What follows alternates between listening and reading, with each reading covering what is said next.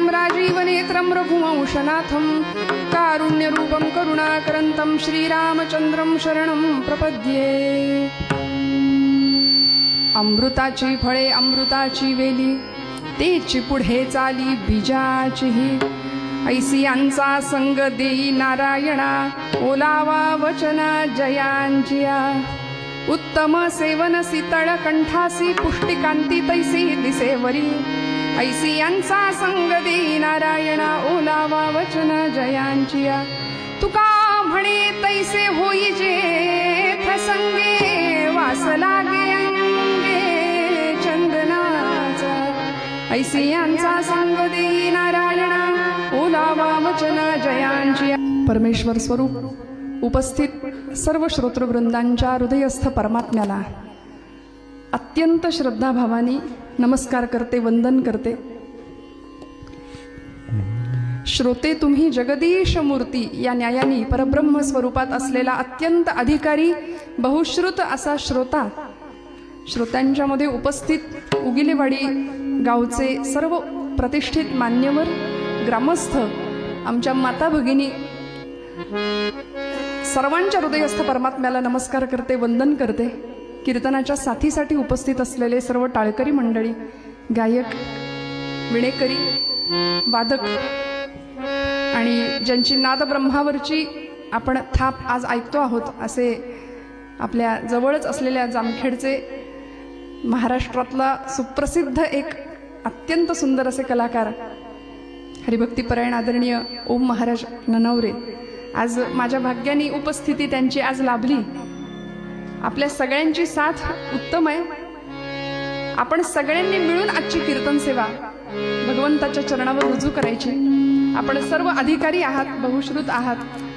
माझ्यापेक्षा वय, अनुभव आणि ज्ञान या सर्व बाबतीमध्ये आपण ज्येष्ठ श्रेष्ठ मंडळी आहात आणि ज्यांच्यामुळे आज मी अभंगाला सुरुवात करण्यापूर्वी थोडासा ज्यांचा उल्लेख करणं क्रमप्राप्त आहे त्यांच्या निमित्ताने मी इथं खरं तर आले, ज्यांनी आजची तारीख, आजची सेवा पांडुरंगाच्या चरणी रुजू व्हावी ही ज्यांची अपेक्षा, असे आमचे आदरणीय चंद्रकांत काका उगिले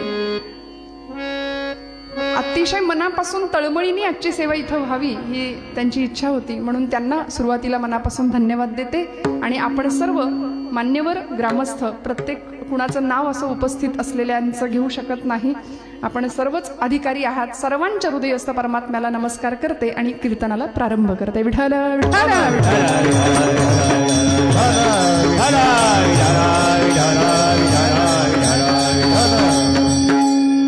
सुरुवातीला हे कीर्तन, ही सेवा दूरवरपर्यंत पोहोचवणार असं सोशल मीडियाचं माध्यम यूट्यूब चॅनल आमचे दादा उपस्थित आहेत, मनापासून त्यांनाही नमस्कार।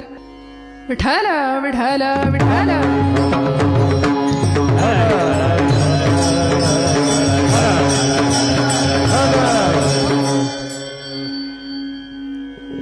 तुम्ही आम्ही खेळी मेळी गदारोळी आनंदे या अत्यंत परिशुद्ध हेतूनी कीर्तनाचं श्रवण करण्याकरता आपण सगळे उपस्थित आहात।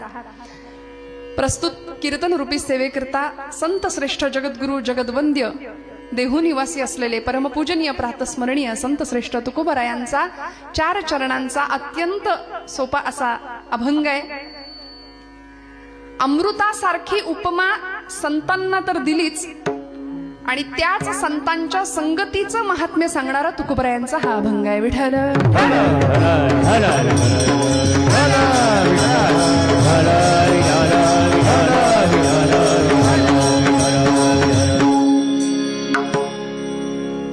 देहू मध्ये जन्माला आलेले आमचे तुकोबराय।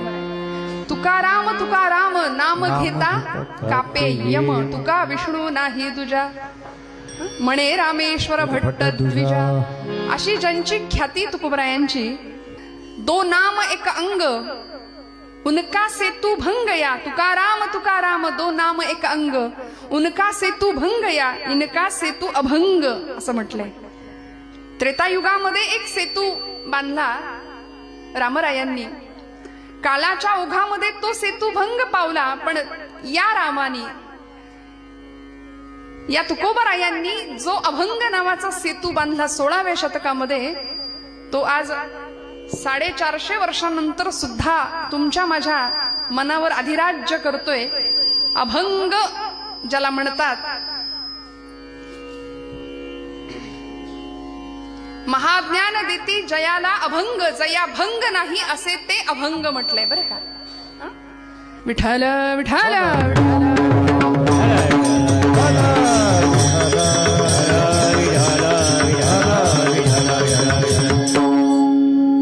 महाज्ञान देती जयाला अभंग, जया भंग नाही असे ते अभंग. आज आमचा समाज दुभंग होतोय आणि दुभंगणाऱ्या समाजाला एकत्रित करण्याची ताकद फक्त आणि फक्त संत वाङ्मयामध्ये.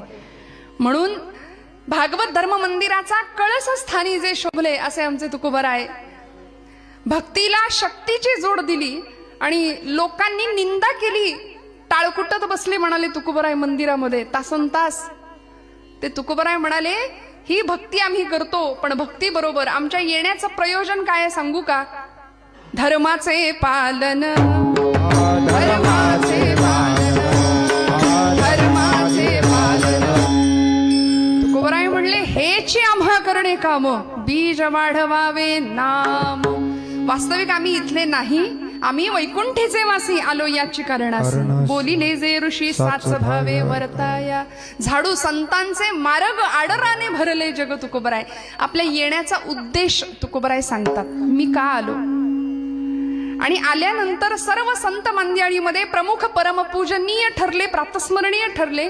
यच्चयावत जीवाच्या शाश्वत कल्याणाचा जो विचार भारतीय संस्कृतीने मांडला, त्या संस्कृतीचं प्रतिनिधित्व करणारे अनेक संत या समाजामध्ये होऊन गेले. त्या संतांचंही प्रतिनिधित्व ज्यांनी करावं आणि एवढं करून सागमदनी सा तुका म्हणे आता, तुका म्हणे आता, तुका म्हणे आता, तुका म्हणे आता पुरलो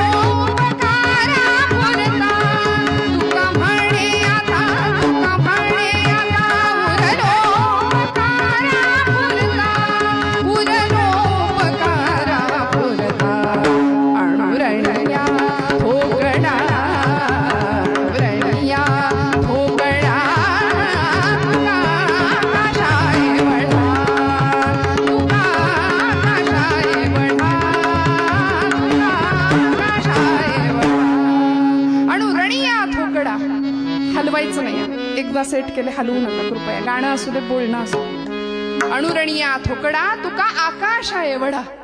असं आकाशव्यापी व्यक्तिमत्व ज्यांना लाभलं, लोकांनी वेड्यात काढलं बरं का तुकोबरायांना आमच्या. असे रस्त्याने निघाले तर माणसं म्हणायचे बघा बघा येडा तुक्या चालला म्हणून. आमच्यापैकी सुद्धा असं एखादं तरुण व्यक्तिमत्व कीर्तनाला यायला निघालं की लोक काय म्हणतात, येडं चाललं, है की नाही. कारण कीर्तन प्रवचन हे सगळं म्हाताऱ्या माणसांनीच करायचं असा एक समाजाचा समज आहे. त्यामुळे तरुण पिढी फारशी इकडे यायला आणि ज्याला काही येत नाही त्यांनी कीर्तन करावं असा समज आहे बहुतेक समाजामध्ये. ज्याला काही येत नाही ती मंडळी धोतर नेसतात, ज्याला काही येत नाही ती मंडळी कीर्तन करतात. पण असं आहे का हो. तुम्ही आम्ही सगळे या मार्गावरचे पायीक आहोत, या वाटेवरचे पायीक आहोत. हे आमचं तुमचं सगळ्यांचं भाग्य आहे. नामदेव महाराज म्हणले जन्मोजन्मी आम्ही बहु पुण्य केले, तेव्हा या विठ्ठले कृपा केली. पांडुरंगाची कृपा आहे. आणि डोंगरे शास्त्रीजी एका आपल्या प्रवचनात म्हणायचे, कथा के लिए जाने के हमारी औकात क्या है, कथा के लिए तो वो जाते हैं जिनको बाके बिहारी बुलाते हैं. आता बरोबर आहे, आता बरोबर आहे. कथेसाठी ते येतात ज्यांना परमात्मा बोलावतो. म्हणून तुम्ही आम्ही सगळे अत्यंत भाग्यवान आहोत बरं का. हे एका जन्माचं नाही, अनंत जन्माचं पुण्य आहे. म्हणून आमची इच्छा कीर्तनाला यायची होते. आम्ही मराठी मराठी मराठी म्हणून स्वतःला फार अभिमान व्यक्त करतो की नाही. आम्ही महाराष्ट्रातले लोक, आम्ही मराठी माणसं. पण मराठी माणसाची खरी व्याख्या कुणाला म्हणायचं मराठी, अत्रेंनी सांगितली. आचार्य प्रल्हाद केशव अत्रे असं एक साहित्यिक खूप मोठे होऊन गेले पुण्यामध्ये. पुण्याजवळचं कोडीत नावाचं गाव त्यांचं. ते म्हणायचे ज्याला ज्ञानोबांची एक तरी ओवी पाठ आहे. बघा बरं, विचार करा, खूप लक्षपूर्वक ऐका. कीर्तन काय आहे, लोकांचा कीर्तनाविषयीचा समज आणि कीर्तनाविषयीची अभिरुची सध्या बदलली आहे. भरपूर हसायला मिळालं की कीर्तन छान असं काहीतरी समज आज झालेला आहे. त्यामुळे आपण खूप हसण्याच्या अपेक्षेने आला असाल कीर्तनात तर इथे मनोरंजन नाही तर आत्मरंजन आहे बरं का. आपण या सुखस्वार्था केलीच करावी हरिकथा, हरिकथे विण सर्वथा राहोची नये. कीर्तनाच्या सुखे सुखी होय देव. देवाला त्याचं कीर्तन आवडतं. मला सांगा, आपले नसलेले गुण लोकांनी गावेत असं आपल्याला वाटतं की नाही? कळतंय ना मी काय म्हणते? आपल्याला लक्षात येतंय का मी काय बोलते? खूप जागरूकपणे ऐका हा. आपले नसलेले गुण लोकांनी गावेत असं आपल्याला वाटतं की नाही? मग देवाला त्याचे असलेले गुण गायले तर त्याला किती आनंद होईल. म्हणून गुण संकीर्तन, लीला संकीर्तन आणि नाम संकीर्तन हे कीर्तनामध्ये अपेक्षित आहे. म्हणून आम्ही इथे आल्यानंतर ही जी माया आहे की नाही, मायाधीनम जगत सर्वम असं म्हटलंय, ही माया सगळ्यांना आम्हाला अधीन करून ठेवते. ती माया म्हणाले या भवसागरामध्ये आम्हाला नर्तकी सारखं नाचवतीये.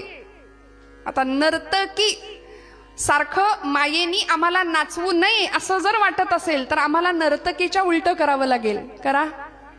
वा विठ्ठल.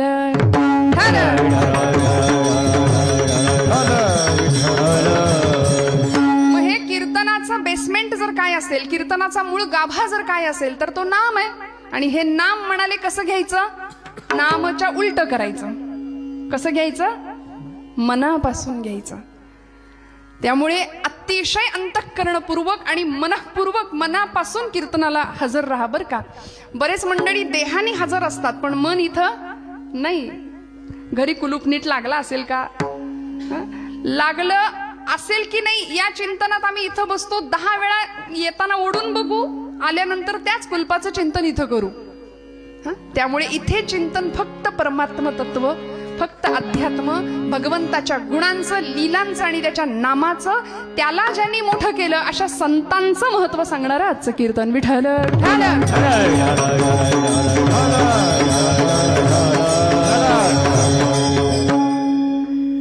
आणि म्हणून आज आचार्य अत्रेंच्या या व्याख्येकडे मी जात होते. मराठी कुणाला म्हणायचं ज्याला ज्ञानोबांची एक तरी ओवी पाठ आहे, एक तरी ओवी अनुभवावी. ज्ञानराज माझी योग्यांची माहुली, ज्ञानराज माझी योग्यांची माहुली, ज्ञानराज माझी योग्यांची माहुली, ज्ञानराज माझी योग्यांची माहुली. जेणे निगमावली प्रगटा केली, जेणे निगमावली प्रगटा केली, गीतालंकार नाम ज्ञानेश्वरी, गीतालंकार नाम ज्ञानेश्वरी. जेणे निगमावली प्रगटा केली, जेणे निगमावली प्रगटा केली, गीतालंकार नाम ज्ञानेश्वरी, गीतालंकार नाम ज्ञानेश्वरी. 12व्या शतकामध्ये ब्रह्मविद्येचा सुकाळ ज्यांनी केला आणि माझा मराठाची बोलू कौतुके परी अमृता तेही पैजा जिंके अशी माय मराठीचा खऱ्या अर्थी गौरव 12व्या शतकामध्ये ज्या ज्ञानोबरायांनी केला, त्या ज्ञानोबांच्या या भावार्थ दीपिकेतली एक तरी ओवी फार नाही. काय अपेक्षा आहे बघा. ज्याला ज्ञानोबांची एक तरी ओवी पाठ आहे, ज्याला तुकोबरायांचा किमान एक तरी अभंग पाठ आहे, आणि तिसरी अट आहे काय सांगते मराठी कुणाला म्हणायचं. आणि तिसरी अट आहे ज्यांनी माझ्या शिवछत्रपतींचा प्रभूंचा एक तरी गड पायाखालनं घालून आणलाय त्याला म्हणायचं मराठी. विठ्ठल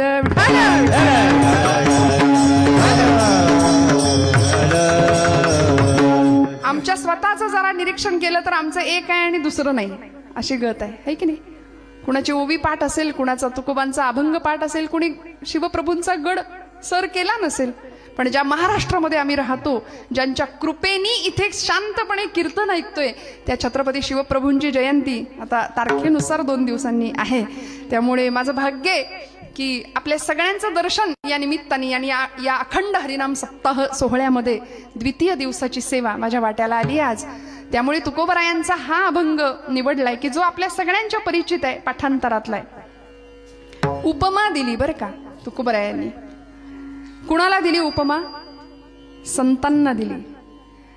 अमृताच्या वेलीला अमृताचंच फळ येतं आणि त्याच प्रकारच्या बीजाचा उत्तरोत्तर विकास होत जातो, असा अभंगाच्या पहिल्या चरणाचा वरवरचा अर्थ. अमृताची वेल आहे, वेलीला जन्माला येणारं फळ. जागे आहेत ना आपण सगळे की सुरुवातीपासूनच लागली टाळी? ब्रह्मानंदी टाळी सुरुवातीपासूनच लागली का? नाही ना, शेवटपर्यंत जागे राहा बरं का. कीर्तन म्हटलं की तिला निमंत्रण नाही द्यावं लागत, ती येते. पण आपण सगळे जागे आहात या धारणेने मी कीर्तन करते बरं का. सगळे जागे राहा. काही लोक डोळे उघडं ठेवून कीर्तन ऐकतात, फार खतरनाक असतो ते. काही मंडळी कीर्तनामध्ये समजलंय म्हणून हसतात. बरं, कपड्याला इस्त्री असते इथपर्यंत ठीक आहे, चेहऱ्याला सुद्धा इस्त्री करून मंडळी कीर्तनात बसतात की नाही? हो म्हणा. इथं तसं आहे का? नाही, इथं नाही. शांतपणे छान सगळ्यांचे फ्रेश चेहरे आहेत, रिलॅक्स बसलाय तुम्ही, असंच बसा. सगळी चिंता सोडून द्या 1.5-2 तास. आता सगळी चिंता, सगळे प्रश्न, सगळ्या शंका कुशंका व्यवहारातल्या बाजूला सारा आणि इथं मस्त आत्मरंगामध्ये मग्न व्हायचं बरं का 2 तास. त्यामुळे काही मंडळी समजलंय म्हणून हसतात, काही मंडळी शेजारचा हसतोय म्हणून हसतात, आणि काही मंडळी आपला चेहरा वेगळा नको दिसायला म्हणून हसतात. विठ्ठल विठ्ठल विठ्ठल.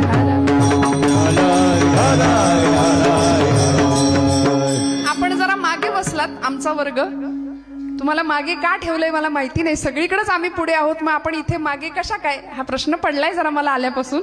अशीच असते का बैठक व्यवस्था? नाही का? आजच केलंय का असं? बरं, आज आपला दिवस आहे बरं का, महिला मंडळ.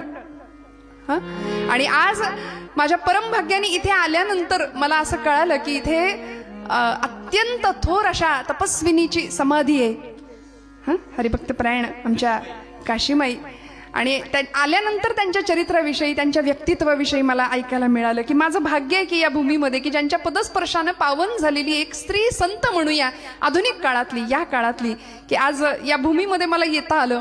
म्हणून आपण सर्व महिला वर्ग आज अत्यंत आनंद राहा बरं का. सगळ्या चिंता सोडून द्या. मस्त कीर्तन ऐका, जागेपणी कीर्तन ऐका. अमृताची फळे अमृताची वेली, तेची पुढे चाली बीजाची. तुकोबरायांनी उपमा दिलीये, शब्द वापरलाय अमृत. चंद्राची उपमा संतांना देऊन चालेल का हो? तुकोबरायांना देता आली असती, पण नाही दिली. चंद्राची उपमा दिली नाही, कारण तिथे काहीतरी कमतरता आहे, चंद्राला डाग आहे.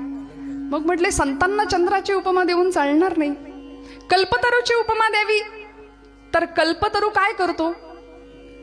मागितलं, इच्छा केली तरच देतो, पण संत कायमच देत राहतात. संत निर्विकल्प आहेत, कसलाही डाग नाहीये संतांच्या महात्म्याला. संत कायम जगाचं कल्याण इच्छित आहेत. चिंतामणीची उपमा द्यावी, तर तिथेही तेच आहे, चिंतन करू ते मिळेल चिंतामणीकडे. पण संतांकडे कायम सडळ हाताने लेकुराचे हित वाहे माऊलीचे चित्त. आई सारखं संतांचं हृदय आहे की नाही. मग म्हणाले कल्पतरूची उपमा नाही, चंद्राची उपमा नाही, सूर्याची उपमा. सूर्य काय करतो? दाह देतो. प्रकाश देत असला तरी सुद्धा दाहक आहे सूर्य. त्यामुळे संत दाहक नाहीयेत. मृदू सबाह्य नवनीत तैसे सज्जनांचे चित्त. इतकी शीतलता, इतकी शांतता, इतकं प्रकाशमान करणारं जीवन आहे. म्हणून एकमेव उपमा तुकोबराय देतात अभंगाच्या प्रथम चरणात. अमृताची वेली तेची पुढे चाली बीजाची. हे महाराज म्हणाले वेल अमृताची आहे. वेल अमृताची असेल तर फळही अमृताचंच येणार आहे. वेल विषाची असेल तर फळही विष समान आहे. म्हणून अमृत स्वरूप असलेल्या संतांना तुकोबरायांनी, त्या संतांचा गौरव केला या अभंगामध्ये. संतांचं महात्म्य सांगितलं आणि त्यांचा संग करा असा उपदेशही केला. पांडुरंगाकडे ते मागणंही मागितलं की अशा संतांचा संग मला दे. मग अमृताचं जीवन काय असतं? ज्ञानोबान रायांपासून निळोबा रायांपर्यंतची सगळी परंपरा अमृता समान जीवन ही मंडळी जगली की ज्यांनी स्वतःच्या प्रकाशाने जगाला शीतलता दिली. जे खळांची व्यंकटी सांडो तया सत्कर्मी रती वाढो. भूता परस्परे पडो मैत्र जीवांचे. काय मागणं होतं? विश्व स्वधर्म सूर्ये पाहो, जो जे वांछिल तो ते लाहो. प्रत्येकाला ज्याला जे हवंय ते मिळू देत. ज्ञानोबारायांचं जीवन अमृतासारखं आहे, अमृतासारखं आहे. जगाने काय दिलं हो? फक्त हाल, अपेष्टा, निंदा, अपमान, छळ, संन्याशाची पोरं म्हणून हिणवणूक केली नुसती. पण जगाला काय दिलं? अमृताची संजीवनी दिली. विषप्राशन केलं समाजाकडून होणाऱ्या निंदेचं आणि 12व्या शतकात चूळ भरली अमृताची. सगळ्या जगाला अमृताची सुधा दिली. आणि अशा ज्ञानोबांना समाजाने आज सोहळे निघाले, आज दिंड्या निघाल्या, पण त्या काळी म्हणून आज आम्हाला सावध व्हावं लागेल. आजही आजच्या समाजामध्ये अमृता समान असलेल्या संतांच्या चरित्रावर, चारित्र्यावर चिखलफेक करणारी आजही काही करंटी माणसं समाजामध्ये आजूबाजूला आहेत की नाही? आम्हाला जागं व्हावं लागेल. दुर्जन सक्रिय होतात कारण सज्जनांची निष्क्रियता वाढते. सज्जन निष्क्रिय होतात म्हणून दुर्जनांचं तोंड चालतं, दुर्जनांचे कार्यक्रम कामं चालू राहतात. म्हणून म्हटलं आपला आवाज कमी पडतोय. ज्यावेळी गजराचा, ज्यावेळी नामस्मरणाची अपेक्षा आहे त्यावेळी वाजू की नको, वाजू की नको, वाजू की नको असं नाही करायचं. खणखण टाळीचा आवाज, खणखण मुखातनं आवाज आलाच पाहिजे. विठाला विठाला विठाला विठाला विठाला. मी तर म्हणते आपला आवाज अयोध्येत गेला पाहिजे. थेट उगिलेवाडी ते अयोध्या जाईल का? हो म्हणा. जमेल का? राजाधिराज प्रभू रामचंद्र महाराज की जय. सगळ्या जय जयकार आपण नाही करत, नुसतं जय म्हणतो. सगळं बाकीचं तुम्ही म्हणा, आम्ही फक्त जय म्हणतो. नको त्यांचे जय जयकार निवडणूक आली की करतो की नाही? मग देवाचा सगळा जय जयकार करायचा. बोला राजाधिराज प्रभू रामचंद्र महाराज की जय. आणि ते नुसतं राम मंदिर नाही बरं का, भारतीय समाजामध्ये, भारतीय संस्कृतीच्या उच्च स्थानी ललामभूत सगळ्या जगाला गौरव वाटेल असं राष्ट्र मंदिर उभारणीचं काम सुरू आहे. आम्ही त्याचे एक साक्षीदार आहोत. यासाठी स्वतःला भाग्यवान समजा. आम्ही या पिढीत आहोत, आम्ही त्याचे साक्षीदार आहोत की खूप मोठं राष्ट्र मंदिर आज सुरू उभं राहतंय. आम्ही भाग्यवान आहोत. जन्मोजन्मी आम्ही बहुपुण्य केले, तेव्हा या विठ्ठले सहस्त्र जन्मा ओळखीचे एक वेळ मुखासे यावं या माऊली म्हणते. हजारो जन्मांची पुण्याई लागते भगवत नाम एकदा मुखात यायला. तुमचं माझं भाग्य म्हणून आपण आज इथे आहोत श्रोते हो. ज्ञानोबारायांचं अमृतासारखं जीवन आहे. ज्ञानोबा तुकोबारायांचं, नामदेव महाराजांचं ज्ञान नाम एकत्र आलं म्हणून भागवत धर्माची पताका निर्माण झाली. धर्माची पताका आहे बरं का, झेंडा पक्षाचा असतो, धर्माचा झेंडा नाही. ज्ञानाचं नामाचं टोक, भक्तीचा दांडा. आणि अशी भागवत धर्म परंपरा या मंडळींनी सुरू केली. धर्माची इमारत उभी राहिली. माऊलींनी पाया रचला, संत कृपा झाली, इमारत फळा आली. ज्ञानदेवे रचिला पाया उभारिले देवालया. नामातयाचा किंकर त्याने केला हा विस्तार. जनार्दन एकनाथ खांब दिला भागवत. तुका झाला से कळस भजन करा सावकाश.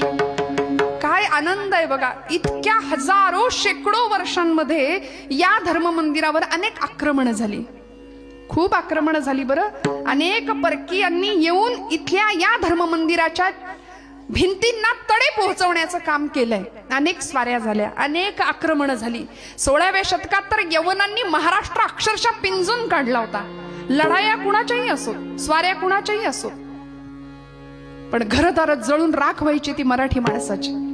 अन्याय अत्याचार व्हायचा तो मराठी मुलखाचा. जाळपोळ लुटालूट नव्हे, आपल्याच घरातल्या बाया माणसांची अब्रू लुटताना डोळ्या देखत बघण्या पलीकडे दुसरा इलाज आणि पर्याय उरला नव्हता. अशी भयान भीषण अवस्था. आणि या धर्म मंदिरावर अनेक प्रकारे प्रहार करण्याचा प्रयत्न केला. पण माझ्या ज्ञानोबा माऊलींनी 12व्या शतकामध्ये स्थापन केलेलं धर्म मंदिर आज तुमच्या माझ्या मनात आहे. आज इतक्या वर्षानंतर सुद्धा त्याच्या चिऱ्याला सुद्धा तडा नाही गेला. लाखो वारकरी आजही पंढरपूर आळंदीच्या वाऱ्या करतात. का? ते मंदिर तुमच्या माझ्या मनात आहे हो. ज्ञानोबा तुकोबा हे रसायन झालंय आमच्या जगण्याचं, हा मंत्र झालाय आमच्या जीवनाचा. समाजाने अनेक प्रकारच्या हाल अपेक्षा देऊन सुद्धा जगाला अमृत दिलं. भगवान शिवांनी समाजाकडून होणारा सगळा निंदेचा ओघ पचवला. समुद्र मंथनातनं निघालेलं हलाहल स्वतः प्राशन केलं आणि जगाला अमृताची सुधा दिली, संजीवन दिलं. एवढंच नाही तर आमचे नामदेव महाराज, तुकोबा, एकनाथ महाराज वारकरी संप्रदायाची सनाथ परंपरा करण्याचं काम, क्रांतिकारक काम नाथांनी केलंय. म्हणून या सगळ्या मंडळींना जगाने निंदाच दिली, पण अमृतासारखं काम केलं. म्हणून तुकोबाराय संतांना उपमा देतात अमृताची. बरं म्हणाले, वेल अमृताची असेल तर फळ अमृताचं जन्माला येईल. महाराष्ट्राच्या या भूमीमध्ये 2 दिवसांनी त्यांची जयंती आहे, म्हणून मला मोह आवरत नाही. असं एक अमृताचं फळ एका वेलीने जन्माला घातलं. एक शककर्ता राजा महाराष्ट्राच्या भूमीला मिळाला. समाजाची अवहेलना पाहावली नाही म्हणून 5 वर्षाच्या लेकराच्या डोळ्यात स्वप्न पाहिलं होतं आणि त्याला विचारलं, बोल, राज्य स्थापन करशील का? आज तुमच्या माझ्या घरातली 5 वर्षाची पोरं आठवून बघा जरा. आणि 5व्या वर्षी दिव्य स्वप्न बघायला शिकवलं कुणी? आईने. म्हणून मोठ्या माणसांवर जबाबदारी आहे बरं. येथ वडील जे जे करीती तया नाम धर्म ठेविती तेची येर अनुष्ठिती सामान्य सकल. मोठ्या माणसांवर जबाबदारी आहे. आईने दिव्य स्वप्न बघितलं लेकराच्या डोळ्यात नव्हे, पोटात असतानाच, गर्भात असतानाच त्याला म्हणायची, ये बाळा, आजूबाजूला 400 वर्षांचा गुलामीचा अंधकार पसरलाय आणि तो तुला दूर करायचाय. गुलामीच्या शृंखला, साखळ्या तोडून टाकायचे, बोल, येशील? तेव्हा ते बाळ असं गर्भातच मुठी आवळत होतं. हा, आणि आई बाळाला सांगत होती, ये, आल्यानंतर सगळा अंधार आहे, पण एखाद्या छोट्याशा ज्योतीने ठरवलं जळायचं तर मोठ्यात मोठ्या अंधाराचा नायनाट पराभव करता येतो. माझ्या राजा जळण्याच्या तयारीने ये म्हणायची, जळण्याच्या तयारीने ये. कारण आल्यानंतर सगळा गुलामीचा अंधकार आहे. माणसं परागंदा होऊन देशोधडीला लागली होती. देवळातला देव सुरक्षित नव्हता, वेदशाळेतला वेद सुरक्षित नाही, तरुणांचा पराक्रम नाही, स्त्रियांचं शील राखलं जात नव्हतं, वृद्धांचं जीवन सुरक्षित नव्हतं, काहीच सुरक्षित नव्हतं महाराष्ट्रात. आपल्याला स्वतःची बाजू नव्हती, स्वतःचं सिंहासन नव्हतं. का? कारण आम्ही विचार करायला तयार नव्हतो. आमची मनगट मुरदाड झालेल्या अवस्थेमध्ये, इतरांची गुलामगिरी करण्यामध्ये स्वतःला धन्यता मानणारी आम्ही सगळी मंडळी. आणि अशा वेळी एका मातेने, एका अमृताच्या वेणीने आपल्या गर्भातल्या बाळाला सांगावं की तू ये आणि इथे येऊन काय कर, खऱ्या अर्थी पारतंत्र्य दूर कर, गुलामीच्या शृंखला तडातड तोडून टाक आणि महाराष्ट्रात न्यायाची, नीतीची, साम्राज्याची स्थापना कर, स्वराज्य स्थापन कर. जन्माला आले शिवनेरी किल्ल्यावरती. शिवाई देवीचा कृपाशीर्वाद, शिवाजी नाव ठेवलं. शिस्त वा वात्सल्य, जी जिद्द यांचा त्रिवेणी संगम ते छत्रपती शिवाजी महाराज. त्यांना जन्म देणारी, शिक्षण देणारी जिजा माता, जिजाई नाव आईचं. काय नावं होती हो? जी जिद्द, ज्या जाज्वल्य, देशप्रेम आणि ईश्वर निष्ठा यांचा त्रिवेणी संगम ती जिजाई माऊली. म्हणून म्हटलं नावामध्ये सुद्धा फार मोठं सामर्थ्य आहे बरं. आज आपण पुण्याला आलात ना आमच्या, तर बालगंधर्व रंगमंदिरासमोर झाशीच्या राणीचा पुतळा आहे, बघितला असेल कित्येकांनी. अशी झाशीची, मेरी झाशी नाही दूंगी म्हणून अशा घोड्यांनी दोन्ही टापावरती उचललेल्या, पाठीमागे त्या दामोदराला बांधलेल्या, हातामध्ये समशेर, अशी राणी उभी आहे. आणि ती राणी उभी आहे बालगंधर्व रंगमंदिरासमोर. बालगंधर्व म्हणजे नारायण श्रीपाद राजहंस खूप मोठे नाट्यकर्मी होऊन गेले. त्यांनी स्त्री पात्रामध्ये काही भूमिका केल्या. ते बालगंधर्व, ज्यांनी पुरुष असून स्त्रीनी कसं असावं ते शिकवलं, ते बालगंधर्व. आणि ही झाशीची राणी, ज्यांनी स्त्री असून पुरुषांनी कसा पराक्रम करावा हे शिकवलं, ती झाशीची राणी. हे अत्रे म्हणायचे बरं का. हे दोघं समोरासमोर आहेत, ही पुणेकरांची खासियत आहे. याला म्हणायचं पुणेकर. विठ्ठल विठ्ठल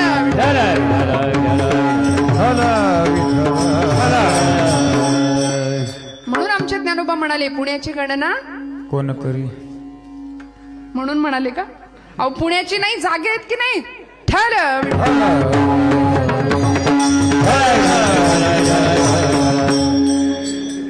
आपल्याला काही कळत नाही हे सुद्धा कळावं लागतं. आणि हे ज्याला कळलं त्यालाच सगळं कळलं. कळलं का? तुम्ही म्हणाल काय शब्दच्छल करताय ताई तुम्ही. असो, काय करू, माझी पद्धतच ती आहे. आमच्या तुकोबरायांचं जीवन अमृतासारखं, अमृतासारखं. अमृताच्या वेलीने अमृताच्या फळाला जन्म द्यावा आणि त्या फळावरती योग्य संस्कार करावेत, असं अमृतमय जीवन.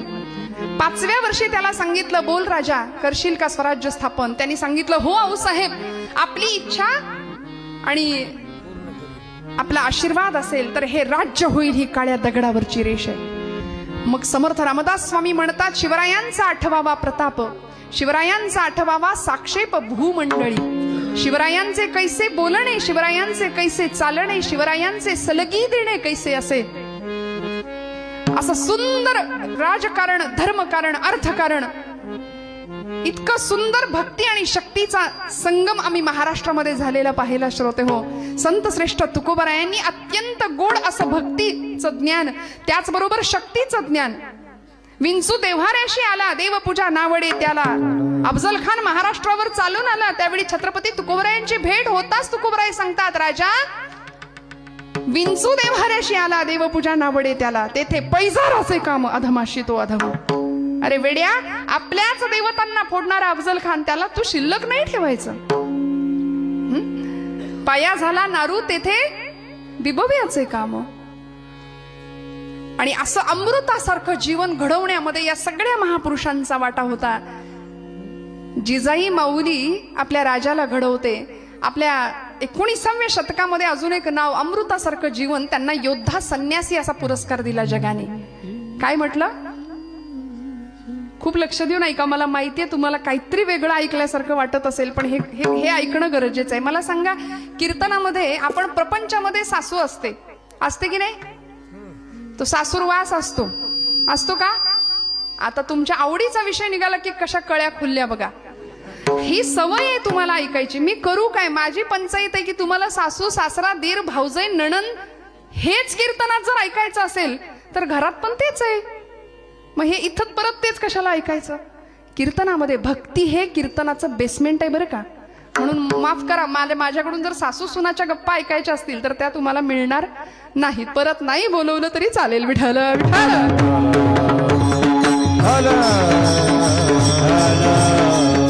कीर्तनामध्ये सासू कशाला पाहिजे? कीर्तनात सून कशाला पाहिजे? कीर्तनात फक्त देव आणि भक्त. हा, अद्वैती तो नाही माझे समाधान, अद्वैती तो नाही माझे समाधान, अद्वैती तो नाही माझे समाधान, अद्वैती तो नाही माझे समाधान. देवुनी निराळा, देवुनी निराळा राही माझा देव भक्त पाळा, सुखाचा सोहळा देव भक्त पाळा, सुखाचा सोहळा. काय म्हणले तुकोबाराय? अद्वैती तो माझे नाही समाधान, ठेवूनी निराळा राही मज. भगवंता, मला अद्वैत नको, मला द्वैत पाहिजे. तू आणि मी. तू तिथं उभा आहे, मी तुझं कीर्तन ऐकतोय. तू तिथं उभा आहे, मी तुझं कीर्तन करतेय. तू तिथं उभा आहे, आम्ही तुझं नाम संकीर्तन करतोय. आणि म्हणून म्हटलं, भक्ती हा कीर्तनाचा पाया असला पाहिजे. सासू सासूनांच्या गोष्टी नाही बरं का. ज्या तुकोबारायांनी आम्हाला संतांना अमृताची उपमा दिली, त्या तुकोबारायांचं जीवनचरित्र आठवा. काय म्हणतात महाराज? बरे झाले देवा निघाले दिवाळे, बरी या दुष्काळे पीडा केली. बरं झालं म्हणाले, बरं झालं दुष्काळ आला. बरे झाले देवा बाईल कर्कशा, बरी ही दुर्दशा जनामध्ये. बरं झालं म्हणले, मला अशी बायको दिलीस देवा. का? कारण येता जाता उठता बसता अखंड पांडुरंगाला शिव्यांची लाखोली व्हायची आमची जिजाई माता. वाईट नव्हती बरं. अंतःकरणामध्ये प्रचंड प्रेमाचा झरा होता. पती देवाच्या माध्यमातून विश्वदेवाची उपासना करायची अवलामाई. रोज तुकोबाराय प्रपंचाकडे लक्ष नाही. दुष्काळात लोक गांजले, माणसं परागंदा झाली, नवे गुरं ढोरं अन्न पाण्या वाचून मरून गेली. आणि अशा वेळी घरामधलं सगळं अन्नधान्य देऊन टाकलं लोकांना. कर्ज खत 14 पोती भरून कर्ज खत होती महाराजांच्या घरात. ती सगळी इंद्रायणीच्या डोहामध्ये बुडवून टाकली आणि रिकामे झाले. संसार तापे तापला तोची परमार्थी भला, या न्यायानी सगळं देऊन टाकलं. आणि पांडुरंग पांडुरंग करत घरातनं बाहेर पडायचे. एकदा आळंदी, एकदा पंढरपूर, एकदा पंढरपूर, एकदा आळंदी. घरात थांबायला तयार नाही. उरला वेळ भामनाथाचा, भामचंद्राचा भोरप्याचा डोंगर. डोंगरावर जाऊन बसावं. पांडुरंग हरी वासुदेव हरी, पांडुरंग हरी वासु, अखंड नामस्मरण. पण आवलीला चैन पडायचं नाही. ती विचारायची, धनी तुम्ही रोज लोकांचं पाय पकडण्यासाठी जातायसा, पर माझ्या संसाराची पार धुळधाण झाली, त्याच्याकडे वाईस बघा. तुकोबारायांनी म्हणावं, आवले अगं जिजे, अगं कशापायी काळजी करतेस? अगं ज्यानं चोच दिली तो चारा देणारच आहे ना. कशाला चिंता करतेस? तो सगळ्या चिंतांचं हरण करणारा माझा पांडुरंग तिकडे विटेवर उभा आहे, तू कशाला चिंता करते? आणि मग घरातली पोरं 4-4 दिवस उपाशी, 15-15 दिवस तुकोबराय घरात नाहीत. ही श्रीमंताची लेक होती पण स्वाभिमानी होती. घरात नाही, शेजारी कामं करायची, दळण कांडण शिवणं टिपणं काय असतील ते. पूर्वीची माणसं गरीब होती पण मनानं श्रीमंत होती. आता मनाची श्रीमंती संपली, पैसा हेच सर्वस्व झालंय आज समाजाचं. मला सांगा, सगळ्या जगाची भूक काय आहे सध्या? काय आहे? फक्त पैसा, सत्ता, संपत्ती, लौकिक, मानमरात, प्रतिष्ठा. सगळी मंडळी एवढं जपायसाठी जीवाचं रान करतायत, हाडाची काढ करतायत, रक्ताचं पाणी. वा वा, याला म्हणायचं मग आता तुम्ही जागे आहेत नक्की ना? विठ्ठल विठ्ठल.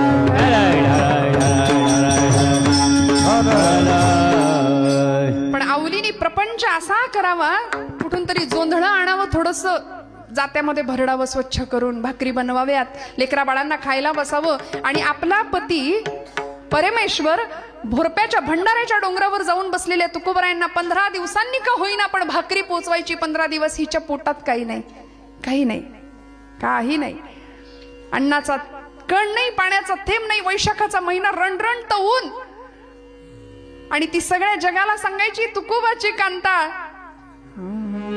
तुकोबाची कांता सांगे लोकापाशी.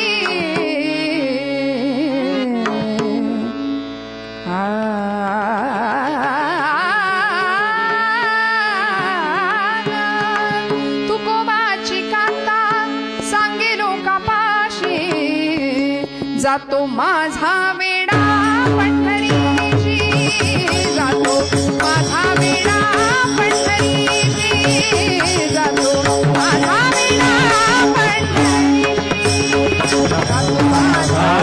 सगळ्या गावाला सांगायची माझ्या धन्याला पुरतं येड लागले. त्या कळतोंड्यानी त्याला पार येड करून ठेवलंय. म्हणजे जाता येता गावातला पांडुरंग दिसला की त्याच्याकडे अशी बघायची, तू मला नंतर भेट म्हणायची. तू एकदा माझ्या पुढे ये, नाही तुला चपलानं हाणलं तर नाव नाही सांगायची, असं पांडुरंगाला म्हणायची. पांडुरंग आपला विटेवर उभा, कटेवर हात ठेवून म्हणायचा, बाई ग माझी फार इच्छा आहे तुझ्या पुढे यायची, पण तुझी प्रतिज्ञाच अशी आहे की माझी काही हिंमत होत नाही तुझ्या पुढे यायची. असा पतिदेवाच्या माध्यमातून विश्वदेव पूजत होती बरं का, भजत होती. त्यामुळे नवऱ्यावर रागवायची, भाळायची आणि सांभाळायची सुद्धा. आणि मग 15 दिवस झाले, आज निघाली भाकरी घेऊन. एका पाटीमध्ये भाकरी घेतली, त्याच्यावर असं कापड झाकलं, ठेचा घेतला, झुणका घेतला, तोंडाला अजिबात पाणी सुटू देऊ नका. छान शेतकऱ्याच्या घरचं जेवण, वा वा. आणि असं तुंबा घेतला, कडू भोपळा, त्याच्यामध्ये पाणी भरून घेतलं आणि निघाली वाटेनी चालत चालत. वैशाखाचा महिना, पायात चपला नाही, दरिद्रता, 18-20 दारिद्र्य, अशी अवस्था घरामध्ये, प्रचंड दरिद्र. आणि गरिबीचं वस्त्र ज्यांनी ओढलंय ना त्याला आजही समाजात सख्खा भाऊ सुद्धा ओळख देत नाही. पैसेवाला जर समोर ना असला, नातं नसलं तरी त्याला रावसाहेब काकासाहेब म्हणून त्याच्या मागं फिरतील.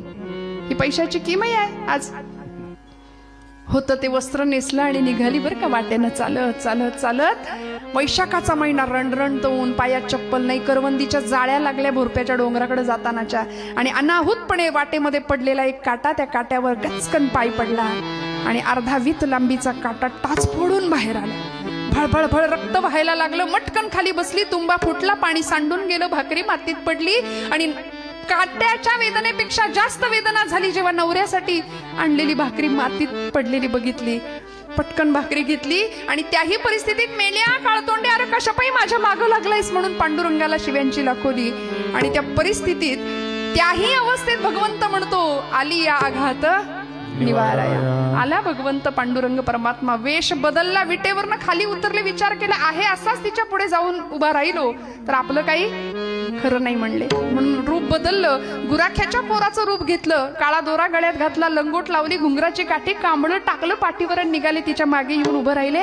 हाक मारली, माय काय झालं ग?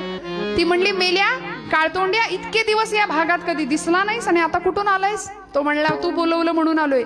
बरोबर जास्त बोलू नको म्हणली, माझ्या पायात गेलाय काटा, तुला काढता येतो का? ते हसले म्हणले, माय आतापर्यंत कैकांचे काटे काढलेत मी. माझी हिस्ट्री जर वाचशील तर अशा अशांचे काटे काढलेत की त्यांची नावं पुसली इतिहासात न. बोल, काढू का तुझा मुडद्या? बघतो काय, काढ की काटा म्हणून पाय दिला आवलीने. आणि असा पाय घेतला. देव इच्छी रज चरणीची मागणी, काय भगवंतांच्या अमृत हस्ताचा स्पर्श अवलीच्या पायाला झाला श्रोते हो. पायातली वेदना संपली, काटा केव्हा निघाला कळलं नाही. पाय झपकन मागे घेतला, भाकरी घेतली, डोक्यात विचार आला एकच भाकरी आहे, हे खाल्ल्याशिवाय राहणार नाही, ते दिल्याशिवाय राहणार नाही. येडं माहिती होतं स्वभाव. प्रार्थना करावी आई मंगळाईला, आणि आई मंगळाई म्हणजे साक्षात जगदंबा आदिशक्ती. ती विचार करते चला आज हिच्या निमित्तानं का होईना आपल्या नवऱ्याला आपल्या हातचं जेवायला मिळतंय, नाहीतर इलेक्शन लागल्यापासून घरी जेवायला तयारच नाही. त्यामुळे तिने आई मंगळाई म्हणजे आदिशक्ती सगळी कृपा केली. अशा टम्म टरारा फुगलेल्या भाकऱ्या, ठेचा, झुणका काय थाट होता. आली तुकोबरायांच्या समोर, तुकोबरायांना आवडीने घास भरवायला लागली हो. अमृताचं भोजन त्या दिवशी करतायत सगळे. समोर आवली, इकडे तुकोबराय, इकडे अनेकांचा बाप असलेला पंढरीश पांडुरंग, इकडे मंगळाई म्हणजे आदिशक्ती रुक्मिणी माता. प्रत्येक जण एकमेकाला घास भरवतोय, मी नाही तू खा असं म्हणतोय. का परमात्मा तृप्त होत होता.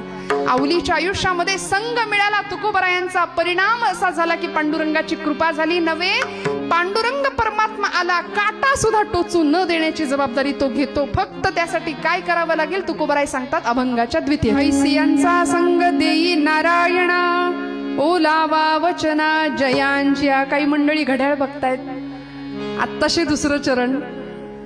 मग आता कीर्तन संपणार कधी? पण काळजी करू नका, घड्याळातले 12 नाही वाजवणार, कीर्तनातले तर त्याहून नाही. विठ्ठल विठ्ठल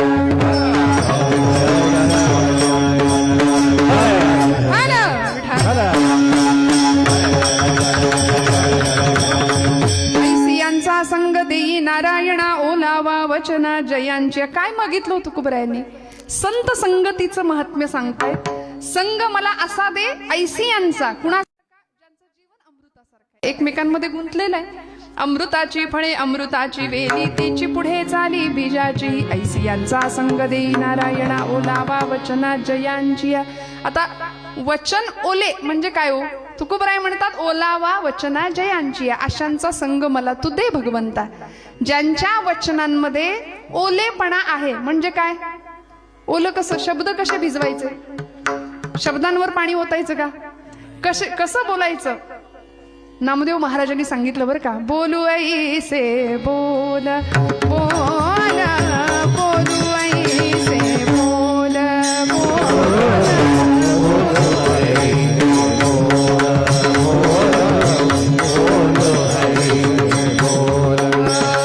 जेणे बोले विठ्ठला डोले हो, जेणे बोले विठ्ठला डोले, जेणे बोले विठ्ठल डोले, जेणे बोले विठ्ठल डोले हो. प्रेम सर्वांगाचे ठाई, प्रेम सर्वांगाचे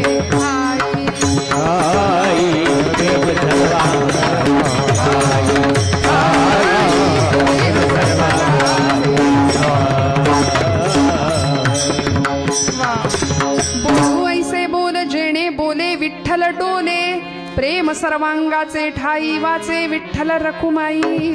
तुमच्या माझ्या बोलण्यामध्ये संतांचं बोलणं असं आहे बरं का, की दुसऱ्याच्या हृदयातली संवेदनशीलता, दुसऱ्याच्या हृदयातलं दुःख ज्याला कळतं असं अंतःकरण आहे संतांचं. त्यामुळं बोलणं लागणार नाही, टोचणार नाही. तुम्हाला मला असं बोलायला जमतं का? नाही म्हणताय ना? नाही जमत. मान्य करताय हे मोठेपण आहे आपलं. आम्हाला असं जमत नाही. कसं बोलावं, कशी आचारसंहिता सांगितली संतांनी बघा तुम्हाला.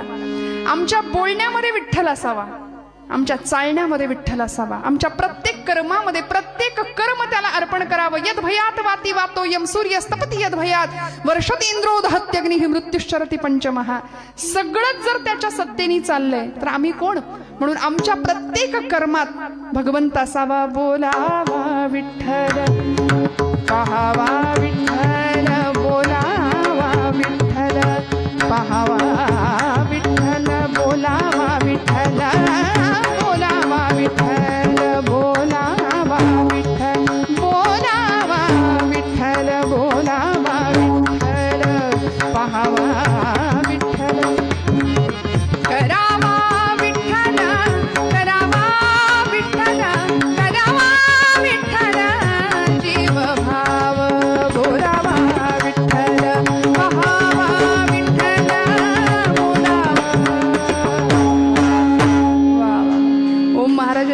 साथ. खरंच मनापासून त्यांच्यासाठी टाळ्या वाजवा एकदा. वा. नादब्रह्माची इतकी गोड सेवा करतायत अनेक वर्षांपासून. खूप लहानपणापासून हे वाद्य त्यांच्या हातात आहे बरं का. भगवंताची कृपा असल्याशिवाय या निर्जीव चांबड्यातनं तुमच्या माझ्या हृदयाला हेलावून टाकणारा आवाज निघणार नाही. प्रचंड मोठी तपश्चर्या, साधना आणि आपल्या सगळ्यांचे आशीर्वाद पाठीशी असतात म्हणून हे घडतं. येथे पाहिजे येरा गबाळ्याचे काम नोहे. त्यामुळे असं बोलणं आमचं असावं, संतांचं बोलणं जसं आहे. ओलावा वचना जयांची या ऐसियांचा संग देई नारायणा. संध्याकाळ झाली, घरामध्ये कुणी आलं, समजा कुणी येतंय घरामध्ये, तर घरातल्या गृहलक्ष्मीने कसं स्वागत केलं पाहिजे हो? या बसा. आमच्याकडे पुण्यात तर घेणार का विचारतात, चहा घेणार का, पाणी सुद्धा घेणार का असं विचारतात. पण असं नाही आपल्याकडे, होय की नाही? छान आदरातिथ्य आपण करतो. सानंदम सदनम सुताष्ट सुदी हा कांता मृदू भाषिणी असं गृहस्थाश्रमाचं सांगितलंय वर्णन. कसा असावा गृहस्थाश्रम? नाही तर मग या आणि बसा आणि हे गिळा असं जर म्हटलं तर येणारा माणूस 10 वेळा विचार करेल, हिच्या घरात जाऊ का मागं फिरू. कसं बोलायचं? ओलावा वचना जयांचिया. माझ्या बोलण्यानी समोरच्याच्या हृदयातला विठ्ठल डोलला पाहिजे. हे नामदेवांचं सांगणं, हे तुकोबांचं सांगणं आहे. संतांचं बोलणं असं होतं, ऐसियांचा संग देई नारायणा. ज्यांचा संग तुकोबराय मागतात ते संत, त्यांच्या संगाने काय होतं? जीवनमुक्त अवस्थेला आम्ही पोहोचू शकतो. आचार्य जगद्गुरु शंकराचार्यांनी जीवनमुक्तीचा क्रम सांगितलाय. सत्संगत्वे निसंगत्वम, निसंगत्वे निर्मोहित्वम, निर्मोहित्वे निश्चलत्वम, निश्चलत्वे जीवनमुक्ती. ज्याला जीवनमुक्त अवस्थेला पोहोचायचंय त्यांनी निश्चल असावं, ज्याला निश्चल व्हायचंय त्यांनी निसंग व्हावं, ज्याला निसंग व्हायचंय त्यांनी निर्मोही व्हावं, आणि ज्याला निर्मोही व्हायचंय त्याने सत्संग करावा. विठ्ठल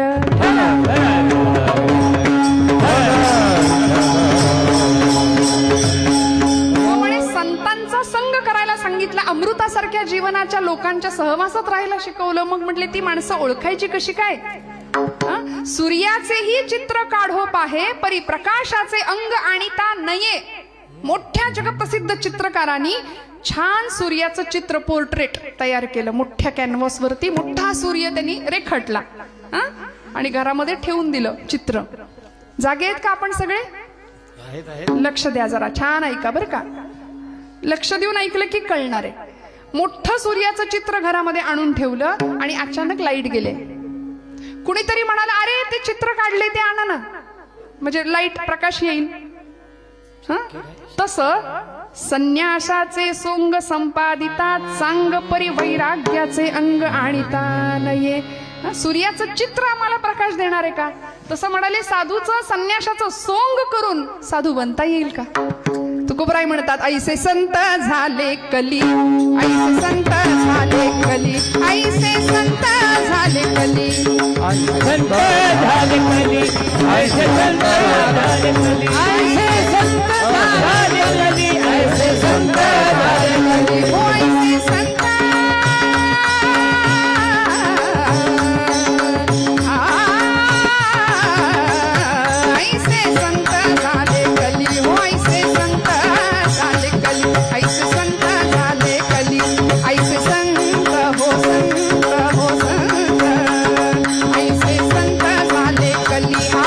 तमाखूची नळी, हाती तमाखूची.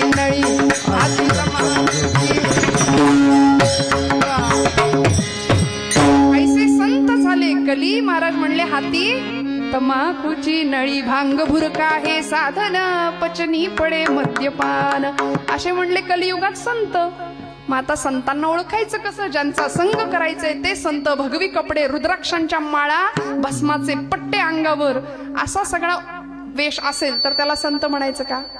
प्रश्न आहे.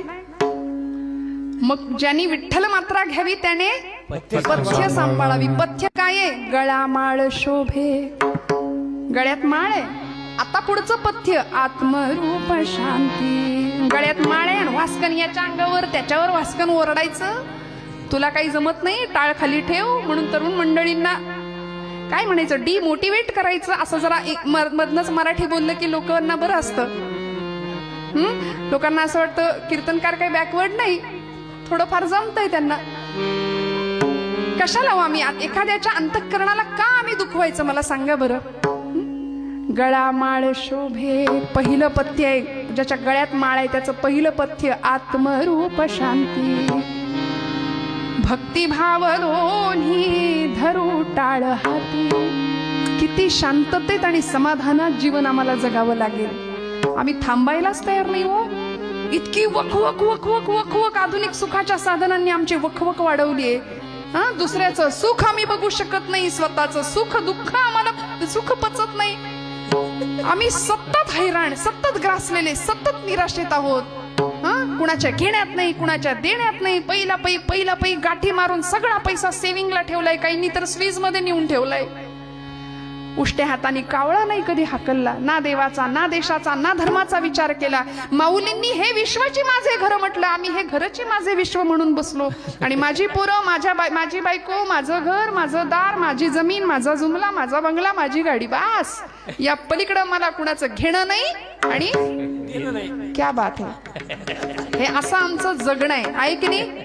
मग आमचं जगणं आला आला प्राणी जन्मासी आला, झाला झाला वाढला थोर झाला, केला केला व्यापही सर्व केला, गेला गेला बापुडा व्यर्थ गेला.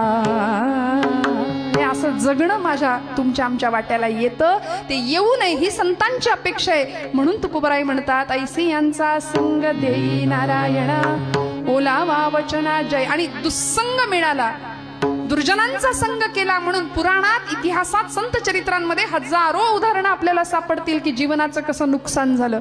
म्हणून संग करायचा आहे तो संतांचा करायचा आहे. काय पथ्य आहे? आत्मरूप शांती. भक्तिभाव दोन्ही ढळू टाळ हाती. टिळा कपाळाला लावलाय, कुठला आहे शब्द वापरला? टिळा विरक्तीचा.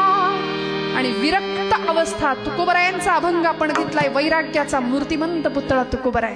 सगळं सोडलं, सगळ्यावर तुळशीपत्र ठेवलं घरादारावर. राका कुंभार नावाचे एक संत होते. राकांनी काय करावं, पांडुरंगाची इतकी भक्ती केली, मांजर पाळली होती घरामध्ये. 5 पिल्लं झाली त्या मांजरीला एकदा. आणि राका कुंभार पांडुरंगाची अनंत निस्सीम भक्ती करणारे. राका, बंका आणि वंका असं नाव, बायकोचं नाव बंका. आता कुंभार म्हटलं की कुंभाराच्या घरी एक भट्टी असते, त्या भट्टीला काय म्हणतात? वा वा, आपल्याला माहितीये. म्हणजे आवा चालली पंढरपूरला, त्यातली आवा नाही बरं का. त्या भट्टीला आवा म्हणायचं. आणि त्या भट्टीमध्ये मडकी भाजायचं काम सुरू असतं. भट्टी आणि आता ओली मडकी करून ठेवलेली, आज भट्टी पेटणार होती. आणि त्या एका ओल्या मडक्यामध्ये एक मांजरीचं, ती मांजर जाऊन बसली, व्यायली ती तिथं. 5 पिल्लं झाली त्या मांजरीला. आणि तिनं ती 5ची पिल्लं, आता मांजर आपल्याला माहिती आहे अशी तोंडात धरते आहे की नाही. आणि पिल्लांना सुरक्षित जागी मुक्काम बदलत असते त्यांचा. त्या मडक्यात तिने ती पिल्लं ठेवली होती आणि ती गेली निघून. आणि या राकानी बरोबर ते कच्चं ओलं मडकं उचललं ज्याच्यात पिल्लं होती, आणि ते मडकं भट्टीत गेलं. भट्टी पेटली, धूर घरातनं बाहेर निघायला लागला. आणि या मांजरीला कळालं, प्राण्यांना सुद्धा कळतं बरं का, की भट्टीत घरातनं धूर येतोय, भट्टी पेटली, मडक्यात माझी पिल्लं आहेत. धावली, येरझाऱ्या घालायला लागली, त्या आगीच्या दिशेनं झेप घ्यायला लागली, राकाचे पाय चाटायला लागली, माझी लेकरं त्या भट्टीत आहेत म्हणून. आणि मालकाला प्राण्याची भाषा कळते, काळजात चर्र झालं. बायकोला विचारलं, अगं हिची पिल्लं होती का मडक्यात? नाही जी, मला नाही ठाव. पोरीला विचारलं, तुला ठाऊक आहे का या मडक्यात हिची पिल्लं होती का? ती म्हणली, नाही बाबा, मला नाही ठाव. आणि अंतःकरणात धस्स झालं. पांडुरंगा, परमात्म्या, आजपर्यंत तुझ्या सेवेत कधी खंड नाही पडू दिला. मी जर खरा तुझा निस्सीम भक्त असेल तर या आगीत गेलेली ही मांजरीची 5ही पिल्लं जिवंत बाहेर निघू देत. मायलेकरांची ताटातूट करू नकोस पांडुरंगा, करू नकोस. भगवंताला हात जोडून प्रार्थना करावी, मायलेकरांची ताटातूट करू नकोस. आणि प्रण केला, प्रतिज्ञा केली, म्हणाले, पांडुरंगा, जर मांजरीची पिल्लं जिवंत आगीतनं बाहेर निघाली ना तर घरादारावर तुळशीपत्र ठेवीन, बाहेर पडेन आणि तुझ्या नामात पंढरपुरात येऊन राहीन म्हणले. याला म्हणायचं निर्धार जो संतांकडे आहे. सगळं सोडून येऊन राहीन म्हणाले तुझ्याकडे. 1 दिवस 2 दिवस 3 दिवस उपोषण, अन्न पाण्याचा थेंब नाही, आगीजवळ बसून राहिलेत, भट्टी विझली नाही. आणि 3ऱ्या दिवसानंतर सगळी भाजकी मडकी बाहेर यायला लागली. मांजरीला माहिती होतं कुठल्या मडक्यात माझं पिल्लू आहे. ती धावा घ्यायला लागली आगीच्या दिशेने. राकानी मडकं बाजूला काढलं आणि श्रोते हो, भगवंताची लीला निर्वाणी गोविंद असे मागे पुढे सकल जीवांचा करीतो संभाळ, तुझं मोक लिहिलं ऐसे नाही. सगळ्या जीवांचा सांभाळ करणारा परमात्मा भट्टीतनं मडकं जसं बाजूला निघालं, ती मांजरीची पिल्लो 1 2 3 4 5 तुरु तुरु तुरु तुरु धावायला लागली. आणि असा अधिकार होता म्हणून आगीत निघालेली भट्टीत गेलेली मांजरीची पिल्लं जिवंत बाहेर आली.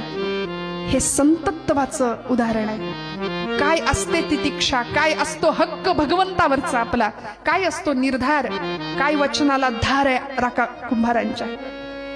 आणि अशा राकांनी भगवंताला दिलेल्या वचनानुसार घरादारावर तुळशीपत्र ठेवलं. खरा वारकरी, खरा जातिवंत भक्त संत तो आहे. काय समाधान असावं बघा. म्हणून तुकोबराय म्हणतात, ऐसियांचा संग देई नारायणा, ओलावा वचना जया जिया. ज्यांच्या वचनाला भगवत प्रेमाची ओल आहे त्यांचा संग मला दे. आणि भगवंता असे संत ओळखायचे कसे रे? काय असतो त्यांचा आहार, काय असतो त्यांचा विचार? 3रं चरण म्हणा. उत्तम सेवाना सीतळ कंठासी, उत्तम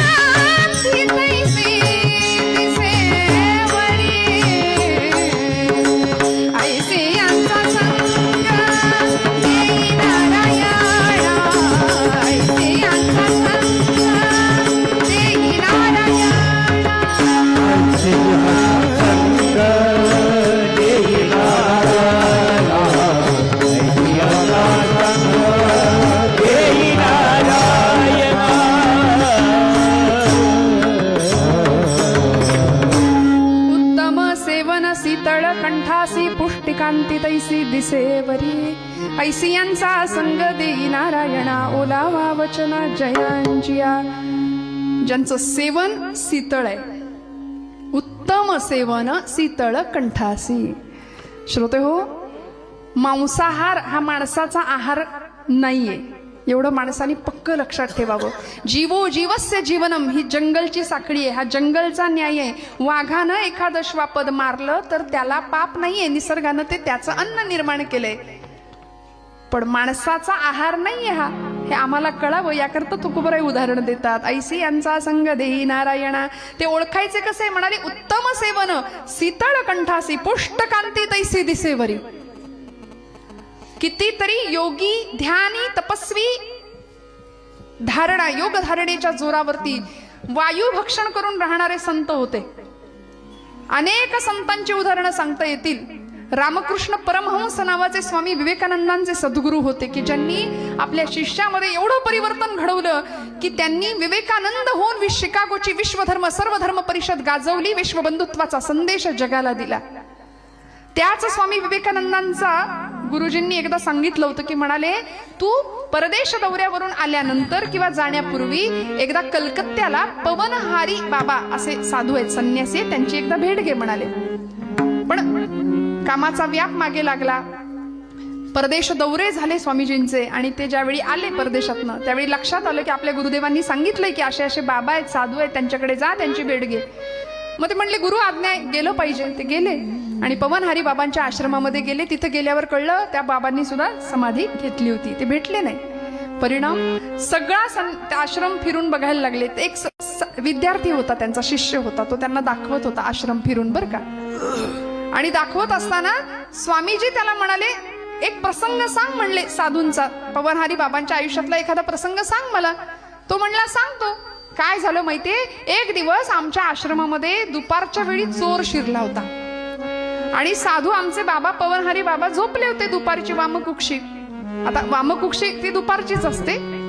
वामकुक्षी घेत होते आणि त्यांच्या कुटीमध्ये झोपडीमध्ये तो चोर डायरेक्ट त्यांच्या कुटीत शिरला. आजूबाजूचं सगळं सामान घेतलं त्यांनी, जमा केलं आणि एका पोत्यात भरलं आणि तो निघायला लागला. जाता जाता त्याचा पाय बाबांना लागला. त्या पायाच्या धक्क्याने बाबा उठले आणि एवढं धडधाकट शरीर, अशी पवनहारी असून सुद्धा पुष्टकांती तैसे दिसेवरी, असं शरीर धडधाकट होतं. त्याला बघून त्या चोराला घाम फुटला.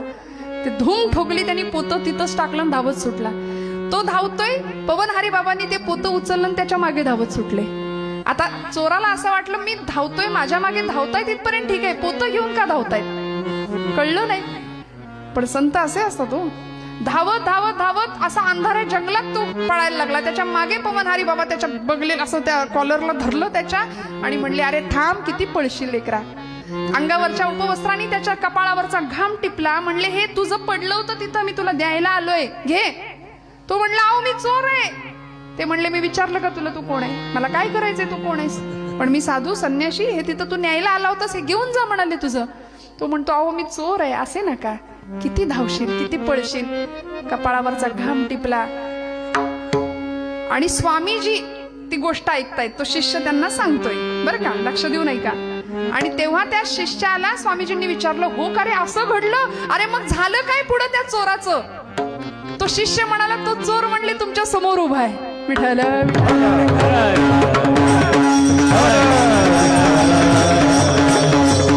आपणा सारिखे करीती तात्काळ, नाही काळ वेळ लोह परिसाची नसाहे उपमा. काय काय असते संतांची ताकद, काय असते बघा तुम्ही श्रोते हो. म्हणून उत्तम सेवन शीतळ कंठासी पुष्टकांती तैसी दिसेवरी. संतांना ओळखायचं कसं, कधीच गर्व नाही. गर्वन्नो द्वहते न निंदति परान्नो भाषते निष्ठुरम् उक्तंकेन चिदः प्रियञ्च सहति क्रोधञ्च नालम्बते श्रुत्वा काव्य गुणान्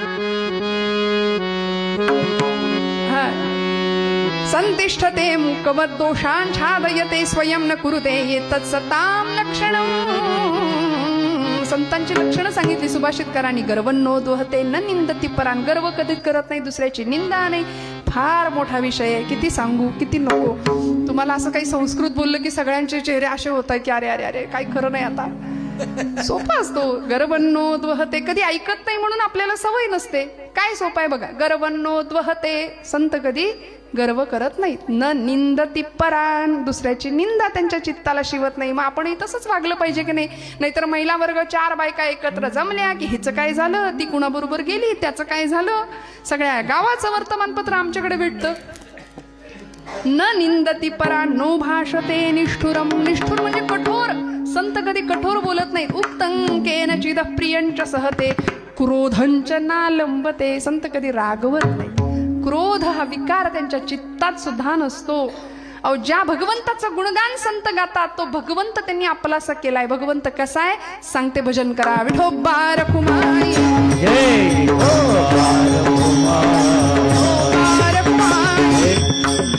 अमृताची फळे अमृताची वेली, तेची पुढे चाली बीजाची ही. ऐसी यांचा संग देई नारायणा, ओलावा वचना जयांची या. उत्तम सेवन शीतळ कंठासी पुष्टकांती तैसी दिसेवरी. ऐसी यांचा संग देई नारायणा, ओलावा वचना जयांची या. तुका म्हणे होय तैसे होई जेथ संगे, वास लागे अंगे चंदनाचा. ऐसियांचा संग देई नारायणा, ओलावा वचना जयांचिया. क्रोध विकारापासून संत दूर आहेत. षडविकारांपासून संत दूर आहेत. ज्यावेळी ज्या भगवंताची उपासना संत करतात तो संत षडगुणे, तो भगवंत षडगुणेश्वरी आहे. द्वारकेमध्ये ज्यावेळी दुर्वास ऋषी आले होते बरं का, द्वारका नगरी भगवंतांची सोन्याची, आणि दुर्वास ऋषी आले. आता दुर्वास ऋषी म्हणजे दूरवास, त्यांना फार जवळ करायची काही सोयच नव्हती. हातात कमंडलू, शापून भस्म करून टाकायचे मनाविरुद्ध घडलं की. त्यामुळे फार जवळ करायचेच नाहीत लोक त्यांना. ते ऋषी आले द्वारकेमध्ये, म्हणले कृष्णा मला तुझी द्वारका नगरी फिरून बघायची. आणि भगवंतांनी त्यांना रथात बसवलं. मध्यरात्रीच 1:30-2 वाजता म्हणले बसव रथात आणि द्वारका फिरव. म्हणले आत्ता उजाडू दे, म्हणले मग दाखवू. नाही म्हणाले आत्ताच बघायचे, नाहीतर कमंडलू काढीन, पाणी शिंपडेन अंगावर. नाही म्हणले चालतंय. रथात बसवलं, रथाचे घोडे जुंपले आणि स्वतः भगवंत सारथ्य करत बसले. दुर्वास ऋषींना द्वारका नगरी फिरवून दाखवायला लागले. थोड्या वेळ चालला रथ आणि म्हणाले कृष्णा थांब, ते घोडे बाजूला कर म्हणले. घोड्यांची काय गरज आहे? मग म्हणले रथ चालणार कसा? अरे तू आहेस ना. ऋषी होते, गृहस्थाश्रमी होते भगवंत. ऋषींचा अनादर करून चालणार नाही. अतिथीचं स्वागत केलंच पाहिजे, मान राखलाच पाहिजे. तू म्हणाले घोड्याच्या जागी उभा राहा, तू रथ हाक. झालं, घोडे बाजूला केले. अनंत कोटी ब्रह्मांड नायक द्वारकाधीश परमात्मा रथाचं जुमानेवर घेऊन चालायला लागला. ऋषी मागे बसलेत. काही अंतर रथ चालून गेला.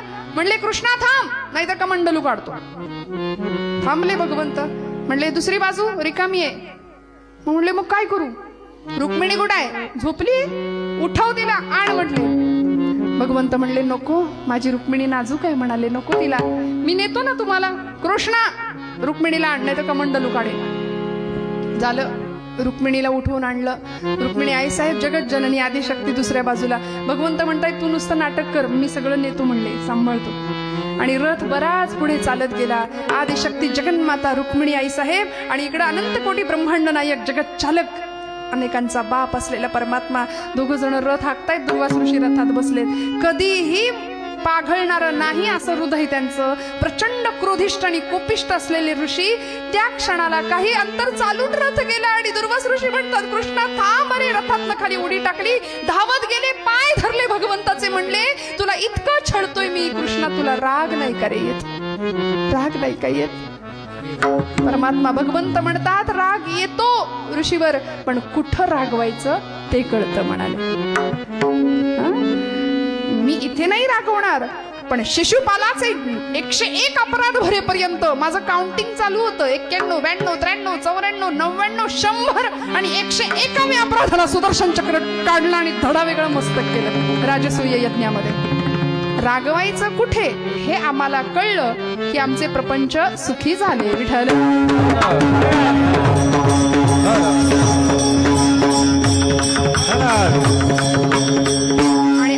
संत भगवंताचं अनुकरण करतात, त्याच्या गुणांची कास धरतात, त्याच्या गुणांचं संकीर्तन करतात. म्हणून भगवंताचे सगळे गुण संतांकडे असतात. म्हणून उत्तम सेवन शीतळकंठासी पुष्टिकांती तैसी दिसेवरे.